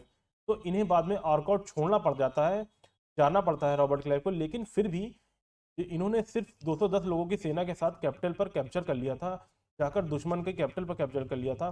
तो ये बहुत ही बड़ी बात होती है, और ये ब्रिटिश ईस्ट इंडिया कंपनी वालों के लिए बहुत ही मनोबल बढ़ाने वाली बात थी, बहुत ही एक मॉरल बूस्ट था उनके लिए। तो उनका एक तरीके से मॉरल बूस्ट हो जाता है एक तरीके से। फिर 1752 में क्या होता है कि मैसूर, तंजौर और मराठास, ये तीनों आ जाते हैं रॉबर्ट क्लाइव के सपोर्ट में। तो यहाँ पर अब गेम चेंज होने वाला है, क्योंकि तंजौर जो था, ये जो तंजौर था यहाँ पर, सॉरी, ये तंजौर था, इनकी पड़ोसी आर्कॉट से नहीं बनती थी, जो आर्कॉट इनके पड़ोस में है, इनकी इनसे नहीं बनती थी। और मराठास और निजाम की नहीं बनती थी, क्योंकि मराठास की इनसे लड़ाई चलती रहती थी, मराठास और निजाम की नहीं बनती थी। और मैसूर और निजाम की भी नहीं बनती थी, क्योंकि मैसूर भी एक अलग किंगडम था, थोड़ा बड़ा किंगडम था, तो उनकी भी निजाम से नहीं बनती थी। तो ये तीनों अपने अपने फ़ायदे के लिए, अपने अपना हित साधने के लिए, अपने अपने मतलब एक तरीके से अपने के लिए एक तरीके से सब सपोर्ट कर देते हैं, अपने फ़ायदे के लिए सपोर्ट कर देते हैं रॉबर्ट क्लाइव का, कि इनका सपोर्ट कर देते हैं और इन लोगों को हरा देते हैं, तो हमारा कुछ फ़ायदा हो जाएगा ये सोचकर एक तरीके से सपोर्ट कर देते हैं रॉबर्ट क्लाइव को। हालांकि अंत में आप देखोगे बाद में रॉबर्ट क्लाइव यानी कि Robert Clive sorry British east India company वाले आगे देखोगे कि इन तीनों से लड़ाई करेंगे। मैसूर से बैटल ऑफ मैसूर भी होगी, battle of sorry Anglo Maratha war भी होगी, एंग्लो मैसूर वॉर भी होगी। तो Anglo Mysore war, Anglo Maratha war होंगी, ब्रिटिश इन लोगों को भी हराएंगे आगे चल के, इनसे लड़ाई करेंगे। तो ये आगे आने वाले लेसन में जब आप पढ़ोगे आगे चल के तो आपको पता चल जाएगा। ठीक, तो अभी फिलहाल, लेकिन अभी के लिए फिलहाल आप ये समझो कि ये तीनों सपोर्ट करते आते हैं रॉबर्ट क्लाइव के लिए। ठीक, और फिर चंदा साहब पर अटैक करते हैं ये तीनों मिलकर। तो मराठा, मैसूर, तंजौर और Robert Clive east India company, ये सब मिलकर चंदा साहब नवाब ऑफ आर्कॉट पर अटैक कर देते हैं। ठीक, त्रिचीपुली और कावेरी पक्कम में और चंदा साहब को हरा दिया जाता है। ठीक, फिर मार दिया जाता है, हराने के बाद इनको मार दिया जाता है। और फिर मोहम्मद अली, जो कि किसका बेटा था, नवाब अनवरुद्दीन का एक तरीके से बेटा था, उसको नवाब अनवरुद्दीन का ही तो बेटा था एक तरीके से। हाँ, अनवरुद्दीन का बेटा था मोहम्मद अली, ये देखें। तो इसको बैठा दिया जाता है नवाब ऑफ आर्कॉट की गद्दी पर। ठीक, तो नवाब ऑफ आर्कॉट की गद्दी पर बैठा दिया जाता है, चंदा साहब को मार दिया जाता है और मोहम्मद अली को नवाब ऑफ आर्कॉट बना दिया जाता है। तो नवाब ऑफ आर्कॉट, और उसके बाद फिर ब्रिटिश ईस्ट इंडिया कंपनी को आर्कॉट का सपोर्ट हासिल हो जाता है। इसके बाद आने वाले समय में अब नवाब ऑफ आर्कॉट का पूरा support British east India company वालों को मिल जाता है। तो ईस्ट इंडिया कंपनी वालों को ये फ़ायदा हो गया। ठीक, आगे चल के खूब फ़ायदा भी उठाते हैं। फिर 1754 में फ्रेंच में डुप्ले के जो बॉसेस थे उन्होंने कहा कि तुमने शुरू शुरू में तो बहुत लड़ाइयाँ जीती, शुरू में बहुत फ़ायदा किया, काफ़ी टेरिटरी जीती, लेकिन एकदम से ये जो पिछले 3-4 साल में जो ये तुम हालत ख़राब करके बैठे हो ना, आर्कॉट तुम हार गए, पूरा चला गया तुम्हारे हाथ से, ब्रिटिश कितना मजबूत हो गए हैं, और निज़ाम के गद्दी पर भी खतरा मंडरा रहा है अब तो एक तरीके से। तो डुप्ले को फिर से वापस बुला लिया गया और फिर से वापस फ्रेंच जाना पड़ा इनको। तो डुप्ले की कहानी यहीं पे ख़त्म हो गई थी एक तरीके से। लेकिन अगर शायद डुप्ले को ये लोग जाने ना देते फ्रेंच वाले और डुप्ले को यहीं पे रखते, तो शायद ये इनकी किस्मत बदल सकता था, क्योंकि डुप्ले बहुत ही होशियार था एक तरीके से, इनकी किस्मत बदल सकता था। ठीक, तो डुप्ले अब जा चुका है, इसकी कहानी यहीं पे ख़त्म हो गई। फिर 1754 में ट्रीटी ऑफ पांडिचेरी होती है। ब्रिटिश ईस्ट इंडिया कंपनी और फ्रेंच दोनों ने कहा कि आपस में कि जो हम अब इंटरनल पॉलिटिक्स में जो यहाँ पर हो रही है राजा महाराजा नवाबों की, उसमें इंटरफेयर नहीं करेंगे, हस्तक्षेप नहीं करेंगे, और दोनों की जो अपनी अपनी पुरानी टेरिटरी है वो लड़ाई से पहले थी, वो हम एक दूसरे को वापस कर दो, लड़ाई खत्म यहाँ पर से। तो फिर वही कहानी की, दो जो मेरी टेरिटरी है वापस कर दो और जो उनकी टेरिटरी है वो वापस कर दो। तो ये जो टेरिटरी वापस कर रहे हैं, जो फ्रेंच वाले, इन्होंने इनकी टेरिटरी, जिनकी ब्रिटिश वाले जो फ्रेंच की टेरिटरी हथिया ली थी, वो इनको वापस करेंगे। लेकिन आर्कॉट से तो दोस्ती हो ही चुकी है ब्रिटिश ईस्ट इंडिया कंपनी वालों की। ठीक, तो लेकिन तो ये ख़त्म हो गई एक दूसरे से, लड़ाई ख़त्म हो गई एक तरीके से। लेकिन लड़ाई इतनी आसानी से तो ख़त्म होनी नहीं थी। तो अब इसके बाद होती है फिर थर्ड कर्नेटिक वॉर, तुरंत होने लगती है। फिर 1758 से 1763 तक होती है थर्ड कर्नेटिक वॉर। लेकिन इस कर्नेटिक वॉर से पहले आपको ये चीज़ जान लो कि 1757 में बैटल ऑफ प्लासी हो चुकी है बंगाल वाले एरिया में, जो अब नेक्स्ट क्लास में हम लोग पढ़ेंगे बैटल ऑफ प्लासी। और बैटल ऑफ प्लासी की लड़ाई को जीतने के बाद ब्रिटिश ईस्ट इंडिया कंपनी वाले बंगाल में अच्छी तरह से स्थापित हो चुके हैं, पूरा पावर वहाँ पर जमा चुके हैं। तो उधर एक अलग कहानी चल रही है बंगाल में, वो नेक्स्ट लेसन में हम लोग पढ़ लेंगे, समझ लेंगे। तो 1757 में ये बैटल ऑफ प्लासी वाले जीत उठ के वहाँ पर एक अच्छे से इस्टेब्लिश हो चुके हैं। तो उनके पास वहाँ पे काफ़ी रिसोर्सेस हैं, तो अगर वहाँ पे लड़ाई हुई इंडिया में अब, तो बंगाल से इनको पूरा फुल सपोर्ट मिलेगा ब्रिटिश वालों को। तो 1756 से 1763 यूरोप में चलता है 7 ईयर वॉर, जो कि एक बहुत ही बड़ी लड़ाई थी वर्ल्ड वॉर फर्स्ट के पहले। ये दुनिया की सबसे बड़ी लड़ाई थी वर्ल्ड वॉर फर्स्ट के पहले। तो बहुत बहुत से एरियाज इसमें इन्वॉल्व थे, 3 अलग अलग कॉन्टिनेंट में ये लड़ाई लड़ी जा रही थी। 7 ईयर वॉर इंग्लैंड और फ्रांस के बीच की मेन लड़ाई थी। तो ये इंग्लैंड और फ्रांस वाली लड़ाई करते थे यूरोप में, और इसका पूरा मतलब पूरी छीछा लेदर पूरी फैलती थी पूरे वर्ल्ड में।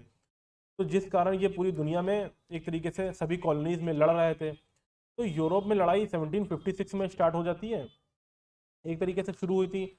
और भारत में इसकी लड़ाई शुरू होती है 1758 में, क्योंकि वहाँ लड़ाई शुरू होती है। उसके बाद कुछ दिनों बाद यहाँ पर वो जहाज वहाज वहाँ से निकलता है बताने के लिए, चिट्ठी उट्ठी लेके कि वहाँ लड़ाई शुरू हो चुकी है।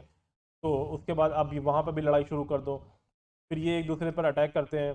तो वहाँ से 6 महीने लगते होंगे, 6 महीने 7 महीने जो भी टाइम लगता होगा। तो वहाँ से जहाज वहाज लेके निकले होंगे, फिर वहाँ से यहाँ आते हैं, फिर चिट्ठी विट्ठी देते हैं। तो उसके बाद यहाँ पर जैसे चिट्ठी मिलती तो यहाँ पर शुरू हो जाती है एक तरीके से कर्नेटिक वॉर दूसरी।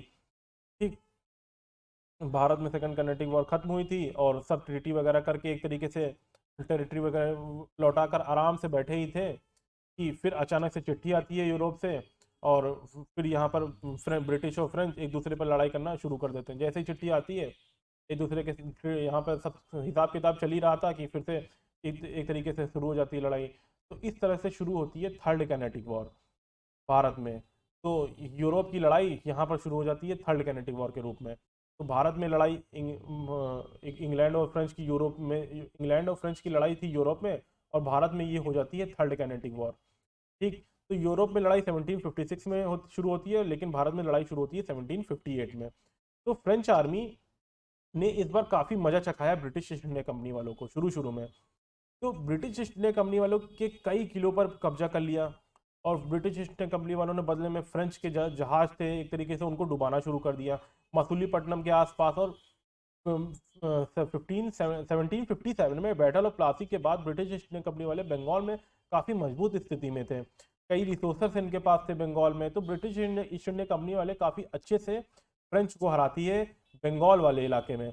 तो बंगाल में जो फ्रेंच की टेरिटरीज थी, फैक्ट्रीज थी चंद्रनौगौर में, कासिम बाजार में, बालासोर में, तो इन फैक्ट्रीज पर वो पूरी तरीके से तहस नहस कर दी जाती हैं। चंद्रनौगौर की तो पूरी फैक्ट्री इन्होंने बम्बॉल्ड कर दी थी एक तरीके से। वहाँ इनको एक तरीके से फ्रेंच पावर एक तरीके से बंगाल में पूरी तरीके से निकाल दिया था इन लोगों ने। पूरा बंगाल में एक तरीके से फ्रेंच को पूरी निस्ता नाबूद कर दिया था ब्रिटिश ईस्ट इंडिया कंपनी वालों ने, क्योंकि वहाँ पर बहुत रिसोर्सेस थे, बहुत ही एक तरीके से इस्टेब्लिश हो चुके थे बंगाल वाले एरिया में ब्रिटिश ईस्ट इंडिया कंपनी वाले। ठीक, तो हमेशा के लिए तो फ्रेंच अब बंगाल में हमेशा के लिए निकल चुके हैं, जा चुके हैं। तो चंद्रनौगौर को बहुत ही बुरी तरीके से इन ब्रिटिश इंडिया कंपनी वालों ने बम्बार्ड किया था। फिर 1759 में ब्रिटिश ईस्ट इंडिया कंपनी वाले नॉर्दर्न सरकार पर अपना कब्जा जमा लेती है। निज़ाम ऑफ हैदराबाद से ये जो नॉर्दर्न सरकार वाला एरिया है इस पर ब्रिटिश ईस्ट इंडिया कंपनी वाले अपना कब्जा जमा लेती है। ठीक, निज़ाम ऑफ हैदराबाद से अपने कंट्रोल में ले लेती है।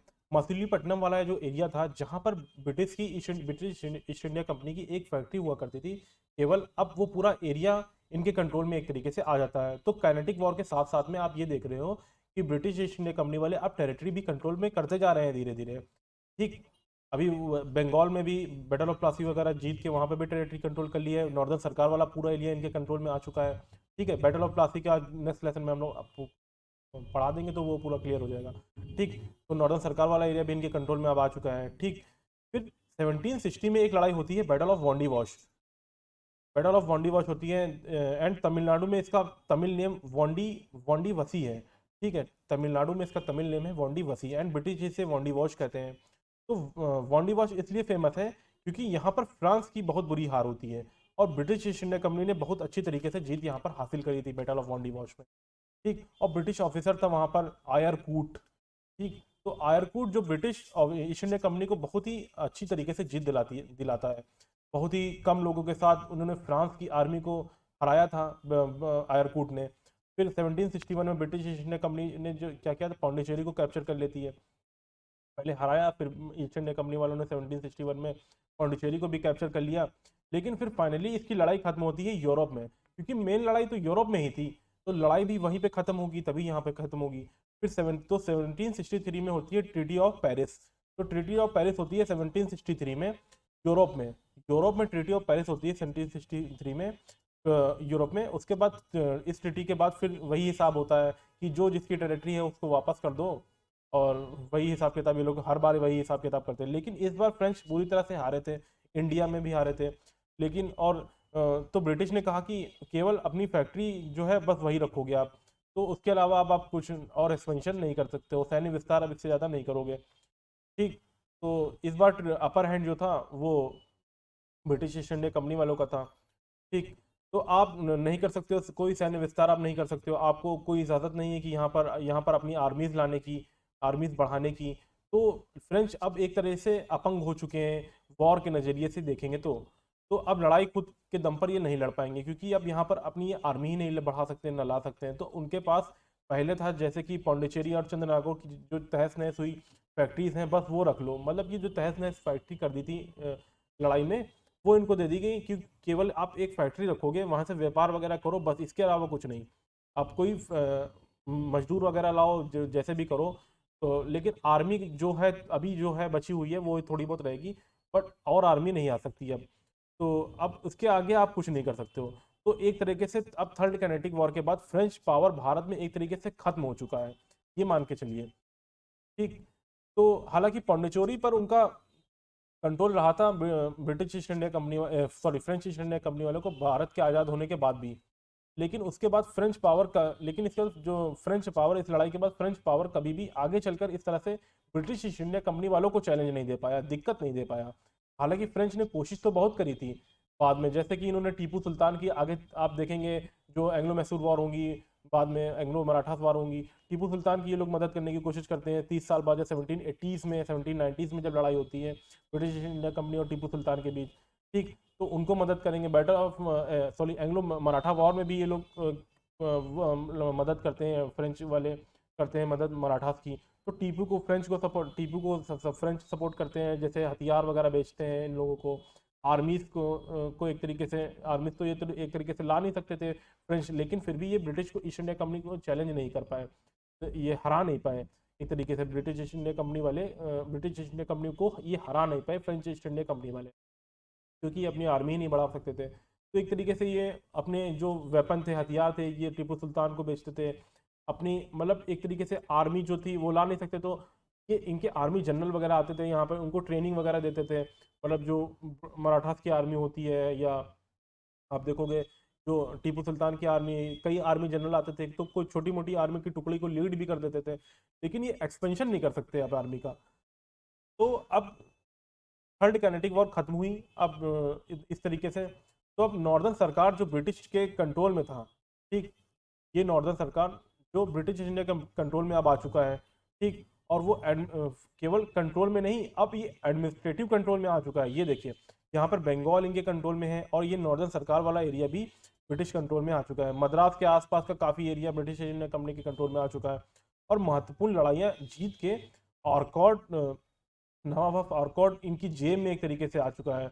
निज़ाम ऑफ हैदराबाद से भी इनकी अच्छी दोस्ती हो चुकी है, और आर्कॉट इनकी जेब में एक तरीके से आ चुका है, और निज़ाम ऑफ हैदराबाद से इनकी अच्छी दोस्ती हो चुकी है। तो अब ब्रिटिश ईस्ट इंडिया कंपनी वाले के पास बहुत अच्छा खासा एक तरीके से एरिया यहाँ पर मौजूद है व्यापार करने के लिए और लड़ाई करने के लिए भी। ठीक। और अभी तक बैटल ऑफ प्लासी 1757 में होने के बाद बंगाल में भी ये काफ़ी हद तक मजबूत हो चुके हैं। 1763 में थर्ड कैनेटिक वॉर भी खत्म हो गई, होने के बाद 1764 में बैटल ऑफ बक्सर जीतने के बाद एक तरीके से आप देखेंगे 1763 में थर्ड कैनेटिक वॉर खत्म होने का, 1764 में बैटल ऑफ बक्सर जीतने के बाद बंगाल में को पूरी तरीके से ये अपने अंडर में ले लेते हैं, एक तरीके से बंगाल में पूरी पावर स्टेब्लिश कर लेते हैं। नेक्स्ट लेसन में आपको बताऊंगा कि कैसे ये बंगाल में पूरी तरीके से स्टेब्लिश हो जाते हैं। तो अभी तक इनके पास काफ़ी एरियाज आ चुके हैं, निज़ाम ऑफ हैदराबाद और निज़ाम ऑफ आर्कॉट ऑलमोस्ट इनके साथी ही हैं, सहयोगी हैं। कुछ टाइम के बाद ब्रिटिश ईस्ट इंडिया कंपनी वाले इनको इन सहयोगियों को अपनी जेब में डाल लेंगे एक तरीके से। वो कैसे होगा वो अब आगे जब लेसन पढ़ेंगे तो आपको पता चल जाएगा, आगे जो वीडियोस देखेंगे। तो इनसे भी लड़ाई करते हैं, और लड़ाई करके इनको भी हरा के इनको अपनी जेब में कर लेते हैं। तो अब ये खुद कंट्रोल कर रहे हैं एक तरीके से। अब मेजर चैलेंज इनको जो ब्रिटिश ईस्ट इंडिया कंपनी वालों का है वो है मराठास और मैसूर। तो इनके बारे में भी हम आगे जानेंगे, अभी हम लोग पढ़ेंगे। तो फ्रेंच की हार के कारण क्या थे वो अभी हम तो लोग जान लेते हैं, तो वो भी पढ़ लेंगे। तो आगे नेक्स्ट लेसन में मैं आपको बताऊंगा बैटल ऑफ प्लासी के बारे में, फिर battle of Mysore, battle of Marathas के बारे में। ठीक। तो ये सब धीरे धीरे पढ़ेंगे तो आपको पता चलता जाएगा कैसे कैसे धीरे धीरे ईस्ट इंडिया कंपनी वाले धीरे धीरे सबको अपनी जेब में करते जाएंगे, और फिर एक टाइम आएगा कि ब्रिटिश ईस्ट इंडिया कंपनी वालों का पूरा इस्टेब्लिशमेंट हो जाएगा इंडिया में। फिर कैसे कांग्रेस की स्थापना होती है, उसके बाद फिर इंडियन नेशनल मूवमेंट चलेगा, गांधी जी का आगमन होगा, फिर इस तरीके से पूरा प्रोसेस चलेगा। ठीक। तो इस लड़ाई में हार के क्या क्या कारण थे, ये UPSC mains point of view से काफ़ी इंपॉर्टेंट है। ठीक। जो इनके हार के कारण, तो देखो ब्रिटिश ईस्ट इंडिया कंपनी वाले तो नेवल और कमर्शियल शीर्षता रखते थे। जो ब्रिटिश ईस्ट इंडिया कंपनी वाले थे उनके पास ज़्यादा पैसा था, ज़्यादा व्यापार था, इसलिए ज़्यादा रिसोर्सेस और ज़्यादा साधन भी थे, तो ज़्यादा बड़ी आर्मी भी थी उनके पास।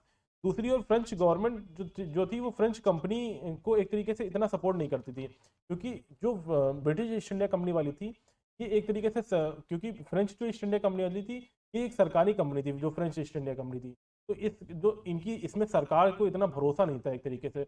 जो डुप्ले जैसा इतना अच्छा ऑफिसर था जिसने काफ़ी ज़्यादा इनको टेरिटरी इनको कैप्चर करके दी थी, अच्छी स्थिति में पहुंचाया था एक तरीके से। जब सब कुछ लड़ाइयाँ जीत जाता है तो काफ़ी शाबाशी देते हैं, लेकिन जब थोड़ा बहुत लड़ाई हार गया तो उसको एक तरीके से ट्रांसफ़र कर दिया, हारा भगा ही दिया यहाँ से।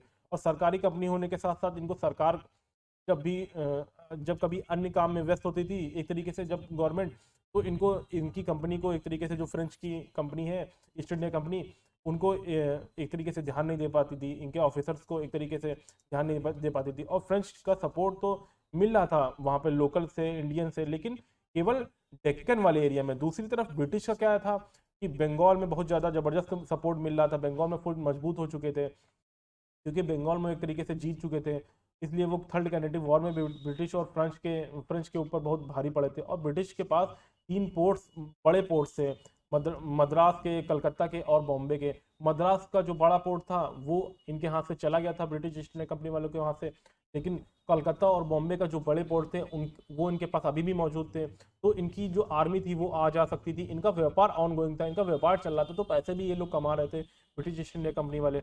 लेकिन जो फ्रेंच के पास केवल एक ही बड़ा पोर्ट था, पौंडीचेरी, तो इनके पास और कोई बाकी इतना बड़ा पोर्ट नहीं था। तो पौंडीचेरी के हाथ से जाने के बाद ये लोग काफ़ी अच्छा व्यापार भी नहीं कर पा रहे थे, काफ़ी पैसा भी नहीं कमा पा रहे थे। बाकी इनके ट्रेडिंग पोस्ट थे, लेकिन वो इतने बड़े ट्रेडिंग पोस्ट नहीं थे, तो ये भी एक बड़ा कारण था बना आगे चल के फ्रेंच की हार का। तो उसके बाद डिफरेंस ऑफ ओपिनियन था, फ्रेंच जनरल्स में उनकी सबकी राय अलग अलग हुआ करती थी, एक दूसरे के में काफ़ी अंतर हुआ करता था, कोई कुछ कहता था, कोई कुछ कहता था, कोई रणनीति बताता था, कोई रणनीति बताता, तो ये भी एक कारण था। और फाइनली इंग्लैंड का जो जीत थी वो यूरोप में भी हुई थी, मतलब वो यूरोप में भी जीते थे, तो यूरोप में लड़ाई जो हुई थी वो भी यूरोप ब्रिटिश जीता था, यानी कि इंग्लैंड जीता था। तो जाहिर सी बात है जो वहाँ जीतेगा वही उसी का अपर हैंड होगा, वही मेन जीता, तो उसी के पक्ष में ही संधि करी जाएगी, संधि साइन होगी। तो उसमें इंग्लैंड के ही पक्ष में एक तरीके से संधि साइन हुई। तो अंत में इसका नुकसान फ्रेंच को झेलना पड़ा, नुकसान भी फ्रेंच को ही हुआ, क्योंकि ये लोग इंग्लैंड में हार गए। अगर शायद इंग्लैंड में यूरोप में ये लोग जीत जाते वहां पर फ्रेंच वाले, तो शायद उनको इतना और नुकसान ना होता, लेकिन ये लोग इंग्लैंड में भी, वहां पे यूरोप में भी हार गए। तो चाहे डुप्ले इतनी कितनी भी लड़ाई जीता हो यहाँ पर, लेकिन जब वहां पर ये लोग हार गए तो यूरोप में, तो ये अंत में हारे ही एक तरीके से, कुछ नहीं कर सकते आप। तो इन कैनेटिक वॉर्स का इंपॉर्टेंस क्या है, महत्व क्या है, एक तरीके से इम्पैक्ट क्या रहा, प्रभाव क्या रहा, वो समझते हैं। तो ये पहली लड़ाइयाँ थी जो ब्रिटिश और फ्रेंच सैनिकों ने खुद लड़ी थी आपस में, एक विदेशी धरती पर, एक विदेशी मिट्टी पर, विदेशी सॉइल पर। भारत में अभी तक ये व्यापारी थे, लेकिन अब ये सेना वगैरह लेकर लड़ाई लड़ने लग गए थे एक दूसरे से, सेना के पक्ष में। सेना पहले भी थी, थोड़ी बहुत थी पहले, लेकिन अब ये थोड़ी ज़्यादा सेना थी, लाने लगे थे। और लेकिन सेना के इस्तेमाल भी ठीक से नहीं हुआ था एक तरीके से पहली लड़ाई में, लेकिन सेना का इस्तेमाल इन लड़ाई में ठीक से हो चुका था। तो पहली बार इसकी सेना का युद्ध में परीक्षण हुआ था इन लोगों की। सेना तो थी पहले भी इनके पास, लेकिन सेना का परीक्षण नहीं हुआ था। इस लड़ाई में इन लोगों को एक तरीके से बैटल टेस्ट हो गया, और इन्होंने युद्ध को खुद में साबित भी किया। इन जो फ्रेंच की आर्मी थी या ईस्ट इंडिया कंपनी की आर्मी थी, इन दोनों ने एक तरीके से अपनी जो पावर थी वो दिखाई भी। तो और फाइनली इन्हें ये भी पता चल गया था कि हम आंतरिक जो मामले हैं भारत में, चाहे भारत के राजा महाराजा या नवाब के आंतरिक मामले हैं, उनमें हस्तक्षेप भी कर सकते हैं। यानी कि जो भी लोकल राजा के या नवाब हैं उनके जो प्रॉब्लम कुछ भी होगी तो हम उनमें भी हस्तक्षेप कर सकते हैं, उनके आंतरिक मामलों में हस्तक्षेप कर सकते हैं। तो इन्हें यह भी पता चल गया था। तो यह सब इनको अच्छे से पता चल गया था, ठीक। और तो यहीं पे ये ख़त्म होती है फिर ये पूरी लड़ाई। तो आपको मेन यहाँ पे याद रखना है, फर्स्ट जैसे कर्नेटिक वॉर हुई 1746 से 1748 तक, फिर उसका क्या कॉज रहा, ऑस्ट्रेलिया वॉर ऑफ सक्सेशन उसका मेन कारण रहा, battle of Adyar first Carnatic war में हुई थी, 1748 में ट्रीटी ऑफ एक्स-ला-शापेल हुई, तो इससे ये वॉर ख़त्म होती है। फिर सेकंड कर्नेटिक वॉर हुई 49 से 54 तक, क्या कारण था, निज़ाम आसफ़ की डेथ 1748 में हुई, ये मेन कारण था इस लड़ाई होने का। फिर 1749 में बैटल ऑफ अम्बूर हुई near Vellore, treaty of Pondicherry sign हुई 1754 में, इस कारण ये लड़ाई खत्म हुई। और फिर ये सेकंड कैनेटिक वॉर में कौन किसके साथ में था ये भी आपको बहुत इंपॉर्टेंट है, ये भी याद रखना होगा, ठीक। फिर थर्ड कैनेटिक वॉर में 1758 में से 1763 में हुई, क्या कारण था, 7 ईयर वॉर इन यूरोप 1756 से 1763। फिर 1760 में बैटल ऑफ वॉन्डिवॉश होती है, ये कब होती है, थर्ड कैनेटिक वॉर में, ये भी आपको याद रखना। फिर 1763 में ट्रीटी ऑफ पेरिस खत्म होती है और ये थर्ड कैनेटिक वॉर खत्म होती है। तो इसमें कई क्वेश्चंस बन सकते हैं, इसमें बहुत इंपॉर्टेंट, जैसे इसमें पूछा जा सकता है बैटल ऑफ अम्बूर कौन सी कैनेटिक वॉर का पार्ट है, तो आपको बताना होगा सेकंड कैनेटिक वॉर का पार्ट है। या ये भी पूछ सकते हैं सेकंड कैनेटिक वॉर में बैटल ऑफ अम्बूर हुई वो कौन से ईयर हुई, 1749 में, तो ये भी पूछ सकते हैं। या मैच द फॉलोइंग करके पूछ सकते हैं third first second third Carnatic war के बारे में, या बैटल ऑफ एडियार, बैटल ऑफ अम्बूर या बैटल ऑफ वॉन्डिवॉश को, तीनों को दे सकते हैं और उनका मैच ऑफ द फॉलोइंग में इस तरीके से पूछ सकते हैं। तो कई तरीके से इसमें क्वेश्चन बन सकते हैं और बहुत अच्छे क्वेश्चन बन सकते हैं। तो ये एक क्रोनोलॉजी घटनाक्रम आपको याद रखना होगा, ठीक। तो ये पूरा करेंटिक वॉर का पूरा घटनाक्रम रहा है।